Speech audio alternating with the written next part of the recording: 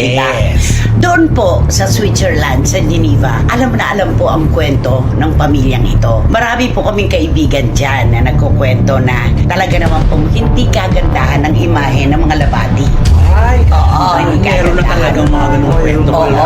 hindi raw po sila kasi makatiis sa kanilang mga nababasa sa social media at mga kwentong lumalabas sa mga vlogs tungkol dito sa pakikialam ni Aling Esther sa paghihiwalay ni na Richard Gutierrez at Sara Labati.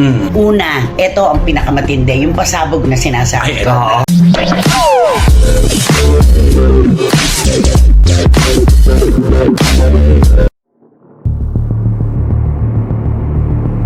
Bitiranang kolonista na si Nanay Christy Fermin may matinding pasabog tungkol sa mga magulang ni Sara Labate. At ngayon nga po, mga kachika, tulad ng sinabi namin, syempre unang araw po ng ating programa, unang sultada sa taong 2024, kailangan po sasalubungin natin yan ng matinding kwento, matinding intriga.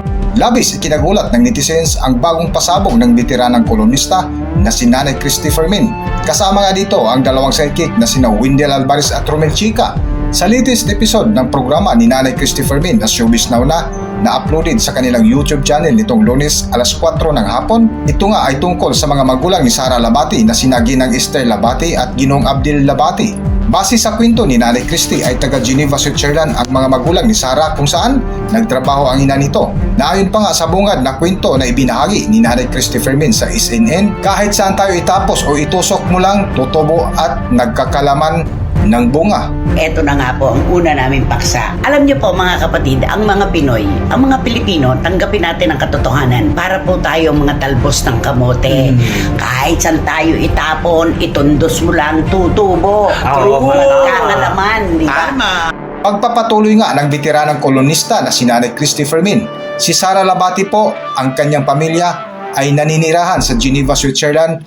Ang dami-dami pong Pilipino sa bansang ito kung saan maraming taga-subaybay sa kanilang programang SNN at nagpaparating di umano ng balita tungkol sa mga Pilipino sa Geneva, Switzerland, kung saan isa nga sa kwento na dumating sa kanilang programa na hindi na nila hiningi ngunit kusa itong dumating sa kanila. Sabi ng kasama ni Nanay Christy na si Romel Chica. Nabanggit nga ni Nanay Christy Fermin na nakikisahog daw ang mga kababayang Pinoy lalo na sa kwentong showbiz na mismong kaanak din ni Nanay Christy Fermin na maraming dala na chika tungkol sa mga kababayang Pilipino na nakikita nila sa nasabing bansa kapag nagbabakasyon. Kung saan ito nga ang ibinahagi ng bitiranang kolumnista na si Nanay Christy Fermin sa mga sumali lalo na sa hiwalayang Richard Gutierrez at Sara Labate ang pakikisahog ng kanilang pamilya tungkol sa hiwalayan.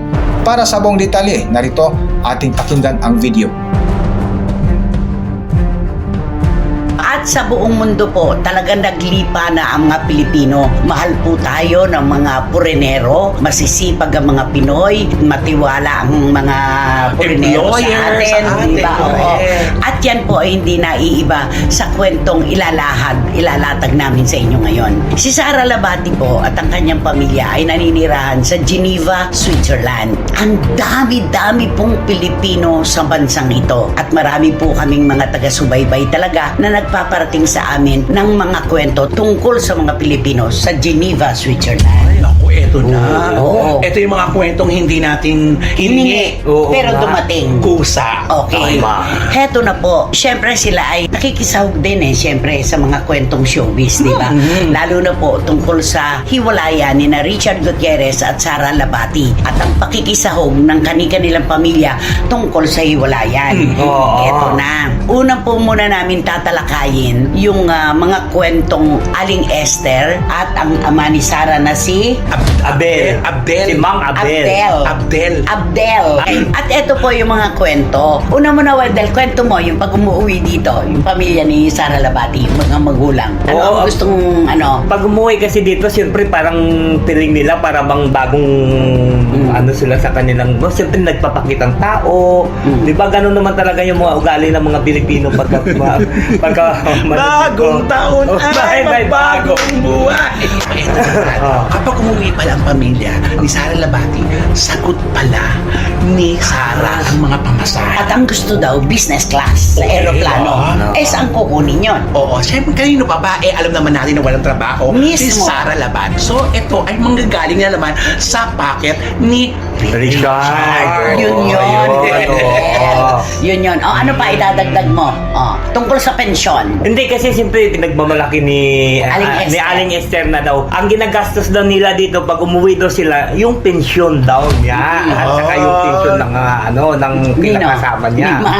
Limang update. Di ba yung tapos yung kinakain daw nila, gastos niya daw yun dahil doon sa pension niya. State Oo. pension ang tawag Oo. doon. State pension po ang tawag doon, yung mga pensyon na tinatanggap ng ating mga kababayang OFW. Dahil ang dakilang inapala nitong si Sara Labati ay dating kasambahay. Oo. Hindi po namin minamaliit ang mga OFW. Ang pagsaludo po namin Ay, sa oo. kanila. Triple, maraming beses dahil sila po ay mga taong nagtatrabaho na talaga nagsisika para sa kanilang mga pamilya. Kasambahay po si Aling Esther sa Switzerland at ang state pension na kanyang tinatanggap, hindi po daw ganon kalakihan. Ay, oo naman. Ganon. Okay.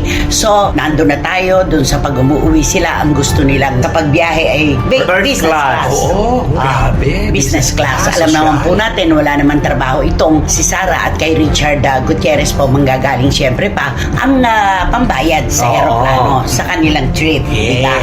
Doon po sa Switzerland, sa Geneva, alam na alam po ang kwento ng pamilyang ito. Marami po kaming kaibigan dyan na nagkukwento na talaga naman pong hindi kagandahan ng imahe ng mga labati. Ay, Oo, hindi Meron na kagandahan. talagang mga ganung Oo, kwento Oo. pala. Hindi raw po sila kasi makatiis sa kanilang mga nababasa sa social media at mga kwentong lumalabas sa mga vlogs tungkol dito sa pakikialam ni Aling Esther sa paghihiwalay ni na Richard Gutierrez at Sara Labati.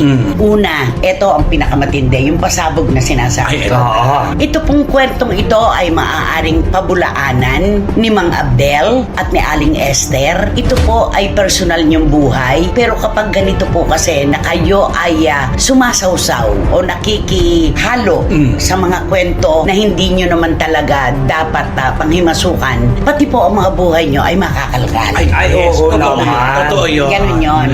At eto na nga po ang kumakalat na issue sa Geneva, Switzerland sa grupo po, komunidad po ng mga Pilipino na itong si Aling Esther at si Mang Abdel ay matagal na pong hindi nagkakaunawaan dahil kinarelasyon daw ni Mang Abdel ang mismong pamangkin ni Aling Esther. Ay! Pinsan ni Sara Labati. Grabe naman pala Na doon yan. din nagtatrabaho sa Switzerland. Sa Switzerland. Oo. Ay, ano ba yan? Kaya ang sabi nila, huwag kayong masyadong mayabang sa pagpo-post nyo. Huwag kayong nakikialam na para bang nagmamalinis kayo samantalang kayo mismong mag-asawa. Hindi kagandahan ang image nyo dito sa Geneva. Ayan, Ay, ayan na yung diba? sinasabi natin eh. Oo. Yung makapag-comment, wagas. Oo. Pero yung sarili, may gulo pala. Nakakalimutan. Correct. Ayan. Kahit daw po sa harapan ng kanilang mga apo ay nag-aaway ang mag-asawang Ala. ito.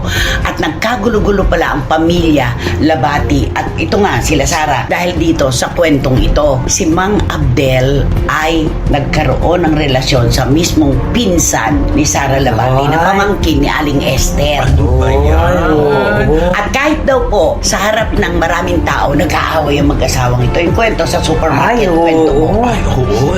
Ito talaga, wala daw pinipiling lugar ito. Pag nag-away talaga ito, Quezon, kung nasa sa supermarket, nagbabatuhan daw Ay, ito ng mga delaga. grabe Oo, naman yan. totoo yan. Ay, di ba bawal yan doon sa ibang bansa ng ganyan? Kaya nga Oo. pareho nga daw silang sinita ng mga may kapangyarihan, di ba? At mukhang pareho silang nagdusa. Kaya nga sa Ah. iskandalong ginawa nila, hindi na itago. Siyempre, ang daming Ay, oo Pilipino. naman. Totoo oo. yan.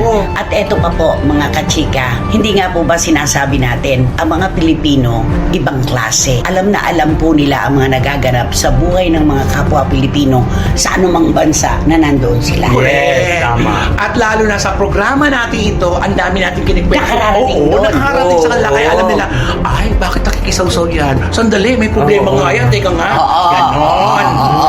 Kaya para po bang hindi sila binibigyan ng karapatan ng mga kababayan natin na manghimasok sa hiwalayan ni na Richard at Sarah dahil sila mismo na mag-asawa ay may problema. Matagal na daw na nag-aaway ito at talagang naghiwalay pa nga, iniwanan daw ni Mang Abdel si Aling Esther Ay, dahil dumating nga sa sa punto pamangkin Dahil niya. sa pamangkin. Ay, Oo. talagang malala pala Tapos ito. sabi nila, meron kaming nabasa na who let the dogs out, yung sinabi daw ni Mang Abdel na parang pinagbibintangan si Tita Annabel na nagpamahagi ng 500 pesos each. 500 pesos each. Maggagawa lang daw ng mga fake na account at titirahin ang mga labati. Wow naman. Ang taas naman po ng inyong pagpapahalaga sa mga kapwa nyo. 500 pesos. Wala naman pong ganyan. At pangalawa, sabi ng ating texter at ng ating nakausap na source, sasabihin nyo pa, aso, who let the dogs out? Eh, ikaw nga, Mang Abdel, mismong ikaw ang aso. Dahil ano bang ginawa mo sa pamangkin ng asawa mo at pinsan ng anak mo? Ayan.